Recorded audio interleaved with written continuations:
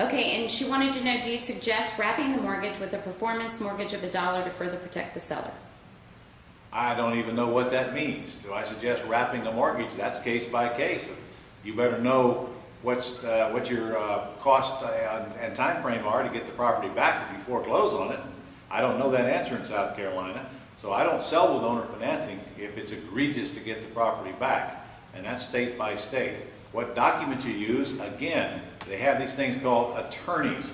They worry about that stuff, Denise, not you. Paperwork will be done by attorney. You're asking the wrong questions. Go out and get property under contract, let attorney guide you through closing, and get the checks, and forget about the paperwork. Yeah, she says if all goes well, she'll make $10,000 on this deal. Very nice. Yeah, Denise, we want to hear about that if you do. Very nice. Make sure you send us a copy of the check with your picture on it, and maybe a picture of you in front of the house as well.